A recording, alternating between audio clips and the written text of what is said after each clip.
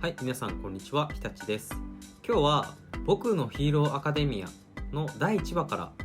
日本人の家族の呼び方について、日本の文化について説明をしたいと思います。はい、今日のテーマは日本人の一人称について。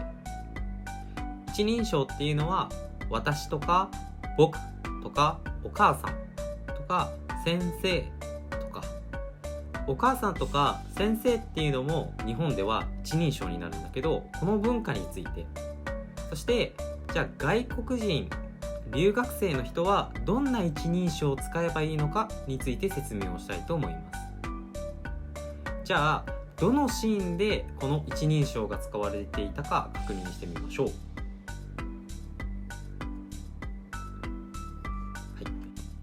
もういずくだけで再生数1万は増やしてるわね。お母さん怖くて見れんわ。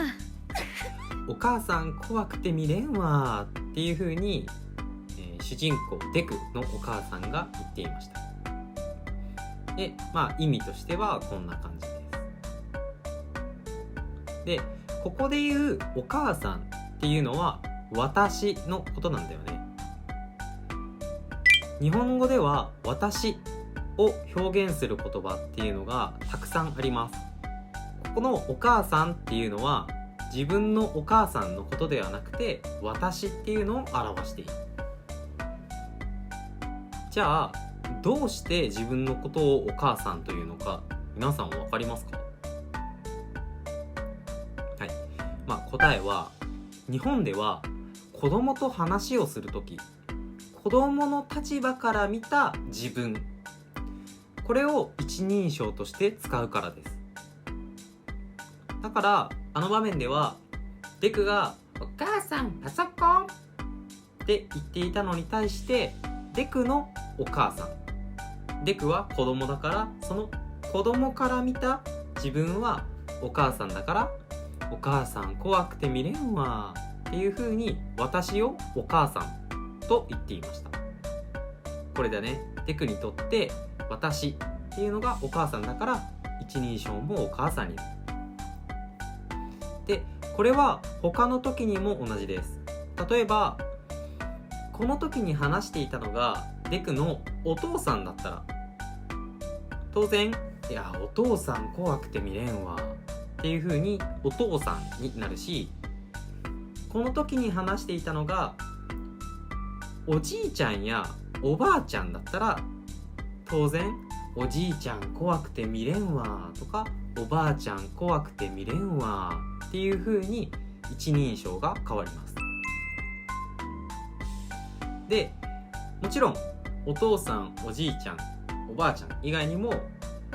お兄ちゃん、お姉ちゃん、おじさんとかおばさん、先生でも同じようにお兄ちゃん怖くて見れんわとかおじさん怖くて見れんわ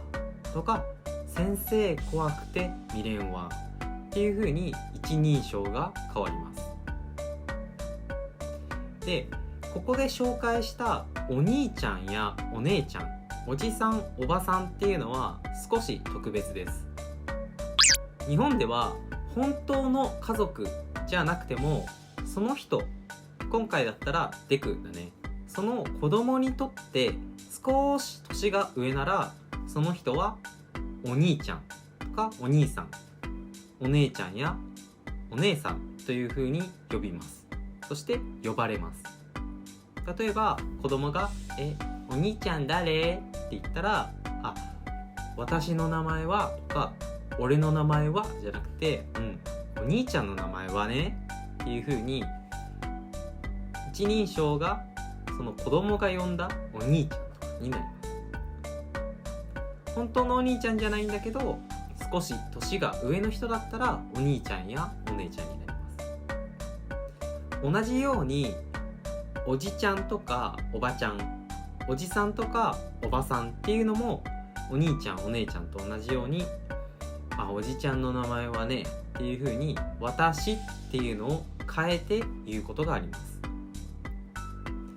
おじちゃんおばちゃんっていうのは子供から見て結構年が上の人、イメージは30歳から40歳くらいの人です。じゃあ戻って、日本では子供と話すときに子供の立場から見た自分を一人称として使うっていう風に言いました。で、この中には先生っていう一人称もあります。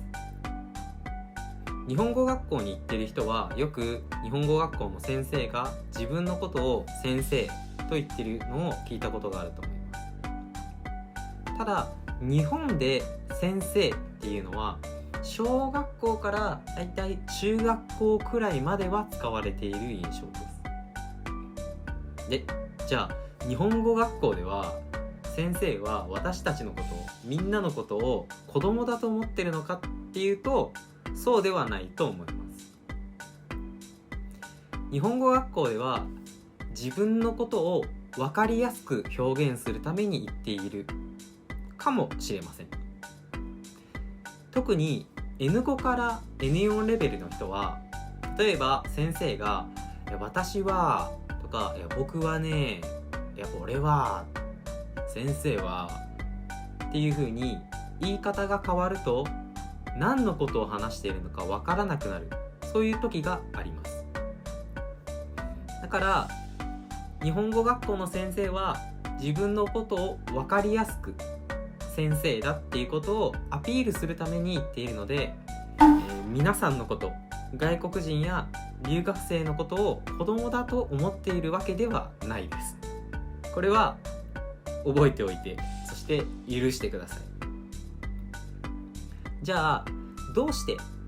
子供の立場で一人称が変わるのか。これには2つ理由があると思います。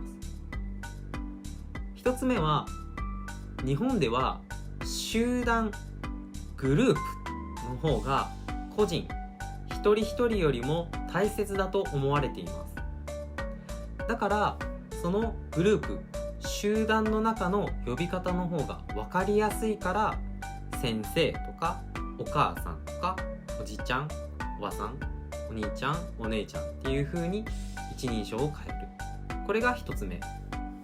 2つ目は強調をするため。例えば私があなたのお母さんだよとか先生だよっていうお母さんや先生という立場を強調している。強調2つあると思います。もう1つは私はあなたの先生だよっていう風に言って、だからあなたよりも上の立場だよっていうのを強調する。こういう風に2つの意味があるんじゃないかなと思います。で、他の呼び方について、例えば会社とかだね。会社の中には社長とか部長とか課長っていう呼び方があると思います。こういう人を呼ぶときには、例えば社長を呼ぶときは、社長おはようございます。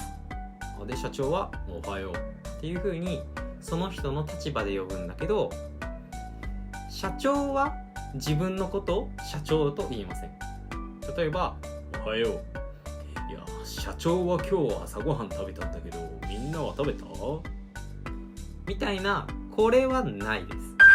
これは変です。じゃあ